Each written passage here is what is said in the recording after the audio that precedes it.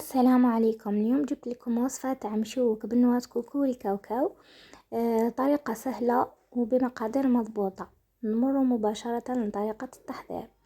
في ريسيبيون عندي 250 جرام مارغرين تكون طرية. نضيف هنايا كأس إلا ربع سكر ناعم.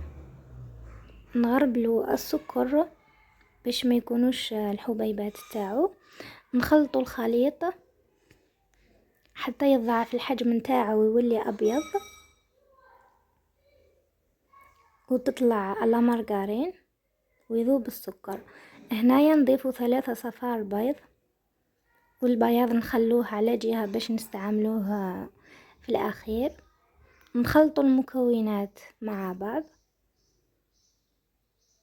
نضيفو ملعقة صغيرة لافاني، ونضيفو كأس من الكاوكاو اللي كنت حمصته ورحيته متوسط، ما يكونش خشن بزاف وما يكونش رقيق بزاف. نخلطوا المكونات مع بعض. نبداو نضيفوا ملعقة صغيرة من خميرة الحلويات، ونبداو نضيفوا في الفارينة حتى يتلايم منا الخليط وتولي عجينة طرية كما راكم تشاهدوا.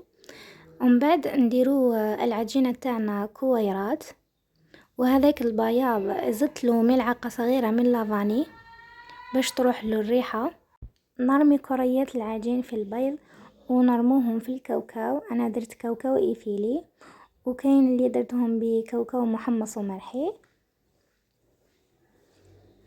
نرمدو الحبات تاعنا في الكاوكاو ونضغطوا عليها، كنحاولوا كيفاش نغطوا كامل الحبه كما راكم تشاهدوا.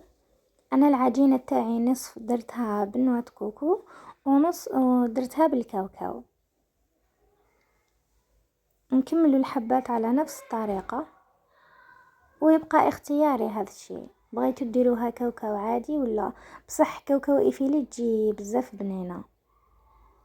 وهنايا بعد ما كملت الحبات جبت ستيلو، كنت غطيته عفوا ببابي فيلم، وبديت ندير دوائر هكا داخل الحبه باش كي تطيب ونعسلها يدخل هذاك العسل حتى للداخل. هنايا كملت نصف الخليط في النواة كوكو، درته بنفس الطريقه. نواة كوكو ثاني تجي بزاف بنينه بنواة كوكو، وكاين اللي ما يحبوش النواة كوكو، هذا يبقى اختياري. بعد ما كملت الحبات كامل وطابوا لي، هنايا جبت العسل، هذا خدمته في الدار، وبديت نعسل الحبات. كي تشوفوها شربت العسل زيدوا ضيفوا لها شويه.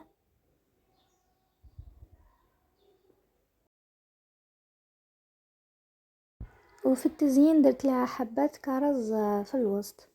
شوفوا النتيجه النهائيه كيفاش جاو، يجوا مشقين هايلين والذوق تاعهم بزاف بنين. ان شاء الله تنال اعجابكم الوصفه وتجربوها. هنايا ما بقى لي غير نقول لكم تهلاو في رواحكم، ونتلاقاو في وصفه اخرى. سلام.